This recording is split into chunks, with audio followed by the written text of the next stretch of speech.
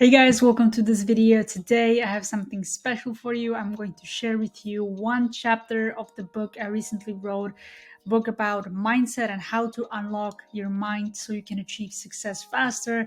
And this chapter is going to be about controlling your mind and overcoming urges and impulses, because after working with many entrepreneurs, after helping entrepreneurs, I have noticed that this is one of the biggest things. So they have bad behaviors, bad habits, impulses coming and interrupting their work, right? So in this chapter, I'm going to help you stop reacting to your urges. So this is actually chapter 27 of the book. The book has around 31 chapters, so in 3 phases. So if you're interested in checking it out, the link is in the description. You can go and check out the book. So without further ado, let's just dive right into the topic. So anytime you have a thought that you don't like or a feeling, what usually happens is that you get immediately involved in that feeling or in that thought. You immediately are driven into action and try to do something about it. Usually what people do when they have these negative thoughts or urges or impulses or feelings, they try to escape those by going on social media, by watching TV, or anytime you have a feeling that you don't like, or maybe you feel really comfortable in your life and it's because you've earned a certain level of revenue in your business, it gives you an excuse to fall back to your old patterns and behaviors that were stopping you at the beginning. Now, old habits and behaviors, it somehow gives you this fake permission to take the foot off the gas and slack off. I used to talk to people that they made money online and their businesses were growing and they were like very, very comfortable. They didn't have any urgency to continue growing because they were very comfortable on where they are at, and they knew that nothing can really change and nothing can go really wrong in here, right? So they were not really driven and motivated, and because of that they were slacking off. They started to wake up late and everything was just a whole mess. So when it comes to our thoughts and feelings, we usually get involved in them and move with them. Excuse the thunderstorm outside, so hope it's not that interrupting. So, to give you an example, when a negative thought pops up or something negative is happening, we start to question it. We start to be like very reactive. We ask ourselves, why is this happening? Why is my business not working? Why am I not achieving this? Why this? Why that? And we get very, very involved. And because of the involvement, we start to entertain those thoughts and feelings. And we try to escape them by going on social media, drinking alcohol, eating junk food, or hanging out with people and just wasting time. To give you an example, let's look at an entrepreneur who's experiencing a lot of stress and anxiety every day. They start to refer to anxiety as their anxiety, refer to their thoughts as their thoughts, my negative feelings, my anxiety, my stress. So you can hear them say, I'm anxious, this is my anxiety, and the same with fear or negative thoughts. And that's the biggest mistake, and that's the problem. Because once you embody those feelings and you label them as yours, you immediately entertain them. By reacting and reinforcing those feelings and simply trying to escape them, this person creates more of the same negative pattern happening in their life. So the more you entertain those feelings, emotions, and thoughts, the more you're going to see them around. They won't disappear. Another example could be alcohol. Let's say you've been using alcohol to escape your anxiety and escape your pain, and this has become a habit. This has become a habit because you've been operating like this, and it has formed a deep identity and a deep belief in you. So our behaviors, our urges, and emotions and feelings that we don't like, they usually come from identity that we built over the course of weeks, months, even years. So that's important to know. So this is where they're born. This is where they're coming from. It's because of our identity and how we perceive ourselves and the things in front of us. Also, maybe you smoke cigarettes and you see yourself as a smoker. The same like with a person who drinks alcohol. Maybe they see themselves as an alcoholic, so they label themselves with the feeling or the activity. And when you view yourself that way, it's almost like you're giving yourself an excuse and permission to do all of those things. So if you see yourself as a smoker, whenever the negative stimuli triggers you, your thoughts rise, thought of taking the cigarette and smoking the cigarette, and that thought triggers the anxiety and stress. And usually you're used to escaping anxiety by smoking a cigarette. So it's this loop that never stops. So now here comes the ultimate key to mind control and how to break out of those bad habits and limiting behaviors that are stopping you from getting yourself and your business to the next level. So instead of reaching for the cigarette when the anxiety rises, you simply observe the thought and feeling that's there. That's the key. Okay, let me repeat.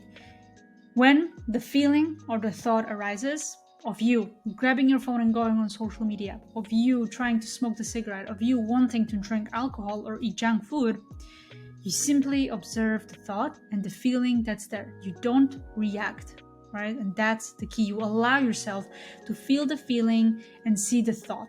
It's like you are this police officer, that's just observing from distance. You're not the person who is involved in like the crime scene or whatever. You are just observing from the distance. At first, it's going to be very uncomfortable because you have never done this before. You were always reactive. You are now teaching yourself how to be more proactive and observant of the thoughts and of the feelings. So you look at yourself from the distance, and that's the only thing that you do. You don't act on it. You need to understand that at that moment that there is a feeling, it's not your feeling. That's the really important thing. So whenever you have negative emotion, negative thought, or an urge to do something, it's not your urge. So stop labeling them as, okay, this is my negative thought. I am depressed. I am sad. I am anxious. I'm stressed. No, it's nothing to do with you. Everything in life starts to go wrong when you put meaning and label on it. There is no such a thing as bad thing or good thing.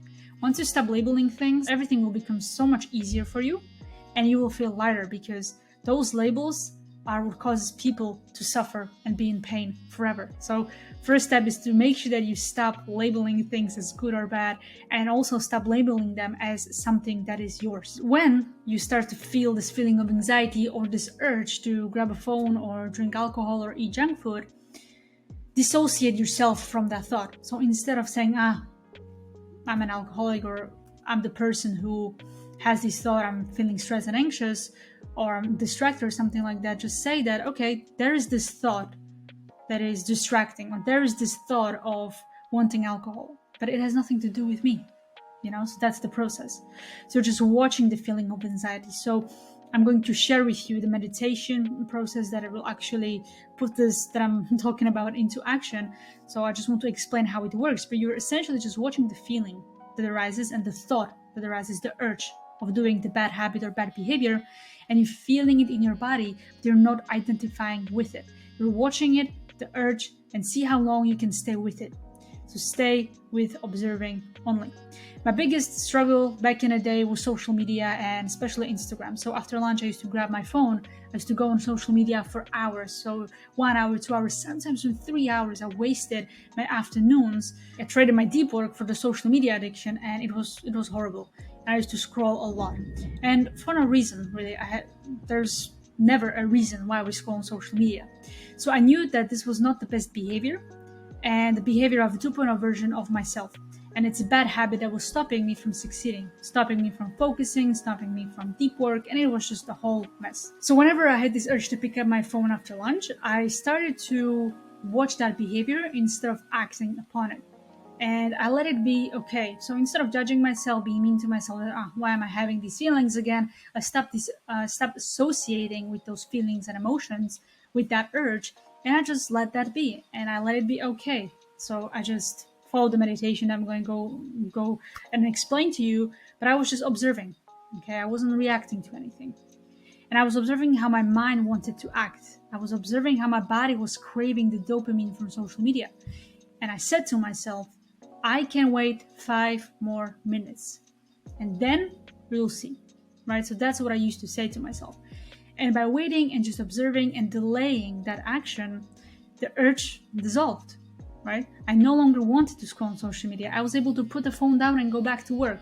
And I no longer needed that dopamine. The more I did this exercise, the better I got at it. And then all of a sudden, I'm not that person who does that anymore, because I shifted my identity into a person who doesn't need this phone and social media after lunch. So the more you do this process of observation instead of reaction when you have those urges, that urge will have less and less pull on you, and it will become easier, and it will dissolve by itself. And you will see how peaceful your life gets. So here is the meditation. It's called observing, and this is what you can do. So step number 1, you find a calm and quiet place to sit down and be comfortable. Step number 2, you set a timer for 15 to 20 minutes. Then you observe your thoughts. So whenever you have this urge, so just stop for a moment and observe. See what comes up. But don't engage with those thoughts. Don't judge them. Don't try to push them away. Just think about those thoughts, sit with them, and observe them. You're going to get lost in the thought process. So instead of punishing yourself for being lost, accept it. Accept that this is happening. Correct yourself. It's okay. Bring yourself back to the center of seeing and observing. Bring this practice into reality. So whenever you have an impulse and you feel like acting on that impulse, observe that behavior. Don't act immediately. And try to repeat this for the next 40 days to make it stick. So what happens when you do this, you're no longer the thought, you're just an observer. You're no longer the emotion or the feeling. Thought becomes the clouds, and you are no longer a cloud. You're this person that looks at the clouds, at the sky, but you're no longer the cloud, right? You are the sky, or the person who looks at the sky. Now you have a say and a control over what happens in your life. You're no longer reacting to events that I have to do this, I have to do that, I'm this, I'm that. You no longer have that because you finally gained the control over your mind. Now you have a choice to become a proactive and choose what thoughts you want to nurture.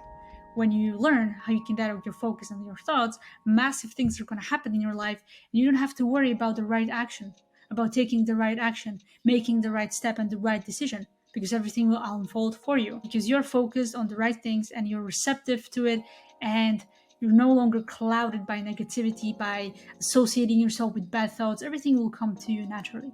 So that was the chapter on how to start reacting to your urges. If you like to read the rest of the book, let me just give you a quick walkthrough. So this is the book, The Ultimate Cheat Code to Your Mind. 15 plug-and-play protocols to unlock unstoppable mindset, create your own reality, achieve your goals faster, effortlessly, and with ease. Here are the chapters. So it has 3 parts, a lot of good stuff that you need.